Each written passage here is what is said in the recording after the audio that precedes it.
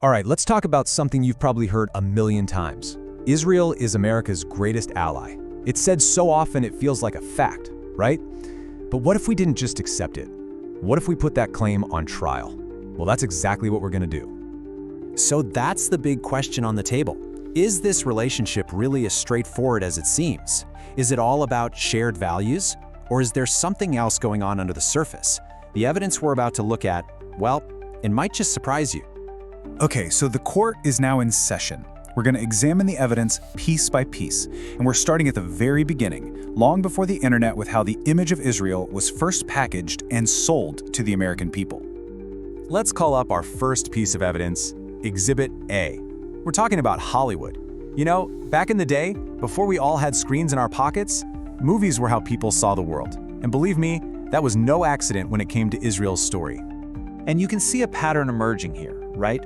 It started way back in 1949 with films that painted a very particular picture. But the real blockbuster was Exodus in 1960, which basically became the story of Israel for millions. Then you have action flicks like the Delta Force. The common thread through all of this? Direct, hands-on cooperation with the Israeli government. And if you think that's just a coincidence, get this. This is a quote from a 1959 Israeli cabinet meeting. The future Prime Minister Golda Meir flat out admitted that the book Exodus did more for Israel's image than 60 years of their own official propaganda. They knew exactly how powerful this stuff was.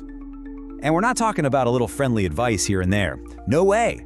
The Israeli government's support for the movie Exodus was so organized, it had its own code name, like a military mission, Operation Exodus. The Israeli army literally provided trucks, equipment, and even soldiers as extras to make sure that film looked exactly the way they wanted it to. Okay, moving on to Exhibit B. So, Hollywood set the stage, but things got a lot more formal, a lot more strategic after a major public relations disaster in the 1980s. This is when they went from just influencing culture to writing a full-on propaganda playbook. So what was this disaster? The 1982 invasion of Lebanon. This was a total game changer because for the very first time, Americans were seeing images on their TVs that just didn't fit the old heroic story. All of a sudden, Israel wasn't looking like David anymore, it was starting to look like Goliath. And why did that narrative start to crack? Because of numbers like this. 17,000. That's the estimated number of Lebanese and Palestinian civilians who were killed by the Israeli military. Those images, broadcast into living rooms across America, created an absolute PR nightmare for Israel. So, with their image taking a nosedive, the response was swift. They put together a conference in Jerusalem to create a formal PR strategy. The Hebrew word for this is hasbara, which translates to explaining. But as we're about to see, it's a very specific kind of explaining. And they weren't exactly subtle about it. Just listen to this advertising executive at that conference. He says it right out loud. Propaganda is not a dirty word. He admits, we are in the game of changing people's minds. This wasn't about clearing things up, it was about spinning the narrative. And that game plan eventually got turned into a literal playbook. This here is from a 116-page guide made by a pollster. It gave pro-Israel speakers the exact words to use and, more importantly, the words to avoid. For example, don't talk about Israel taking land. No. Emphasize their willingness to negotiate. It's a masterclass in messaging. Which brings us to Exhibit C. And this is where it gets really personal. Because that playbook, it's been updated for the modern era. And the new battlefield? It's the digital world. It's your social media feed. And don't just take my word for it. The CEO of the Anti-Defamation League, Jonathan Greenblatt, he calls this the eighth front in Israel's wars, the information sphere.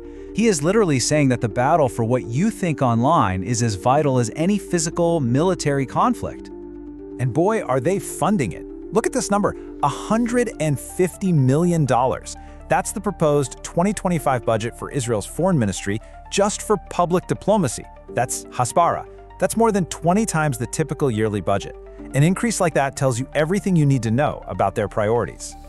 So where's all that cash going? Well, according to documents from the Foreign Agent Registration Act, that's a US law by the way, some of it goes right here, paying social media influencers about $7,000 per post to create pro-Israel content. This isn't organic support, it's a paid campaign. And it's not just influencers, we're talking big tech too. $45 million. That's the value of a contract between Google and Netanyahu's office to run ad campaigns on YouTube and spread Israel's official message. So what's the bottom line here? All of this spending, all of these strategies, these mass consciousness activities, as their own documents call them, they are all designed with one specific target in mind: you. And what shows up on your screen? The modern playbook is a full-on digital assault. First, they were looking for legal loopholes to funnel money and avoid U.S. disclosure laws. Then they partnered with groups, staffed by former military intelligence no less, to help platforms like TikTok and Meta decide what content to suppress. And of course, they pay an army of influencers to constantly flood your feed with their side of the story. Okay, so let's step back for a moment. We've reviewed the evidence from our sources. It's time for the closing argument. What does this all add up to? Let's just quickly recap the case. Exhibit A, Hollywood was used to create a heroic founding myth. Exhibit B, when that myth was challenged, a professional propaganda playbook was created. In Exhibit C, that playbook has now become a massive, multi-million-dollar information war aimed squarely at you. This isn't the behavior of a simple ally. This is a sustained, well-funded campaign to manage and manipulate American perception to serve foreign interests. Which leaves us with one last really important question. In this battle where your mind is the territory, who is actually fighting for your attention, and why? Based on the evidence, this is so much more than a story of friendship. It's a calculated, decades-long campaign of influence. And whether that makes someone an ally or an adversary, well, that's a verdict worth thinking about every single time you scroll.